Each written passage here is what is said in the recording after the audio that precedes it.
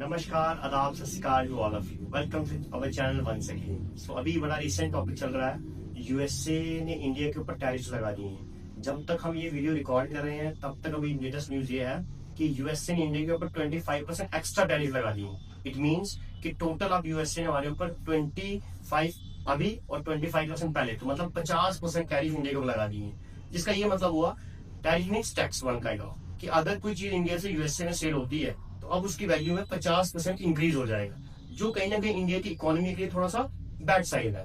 But Indian government ने इसका बड़ा अच्छे से रिस्पॉन्ड किया है। उन्हें ये कहा है कि अमेरिका चाहे हम पे जितना भाई टैरिफ लगा ले, लेकिन हम जो जो ट्रेड अपना चला रहे हैं वैसा ही चलाएंगे।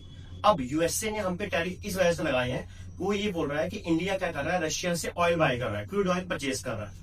अब क्रूड ऑयल परचेज कर रहा है तो ये बोल रहा है कि वो जो पैसा हम रशिया को इन रिटर्न दे रहे हैं क्रूड ऑयल के बदले में, उसका इस्तेमाल करके रशिया यूक्रेन वॉर में उसका इस्तेमाल कर रहा है और उसको एक बेनिफिट हो रहा है। तो इंडिया को अपना जो है ऑयल खरीदना बंद कर देना चाहिए रशिया से, जिसके चलते यूएसए ने हमारे ऊपर ही टैरिफ लगा दी है। तो इंडिया गवर्नमेंट ने बड़ा अच्छा स्टैंड यहाँ पे क्लियर दिया है।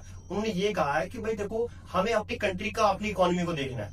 पहले यूएसए ही इस बात को कह रहा था कि भाई आप, जब ये वॉर शुरू हुई थी, कि आप क्या करिए, रशिया से ऑयल परचेज करिए।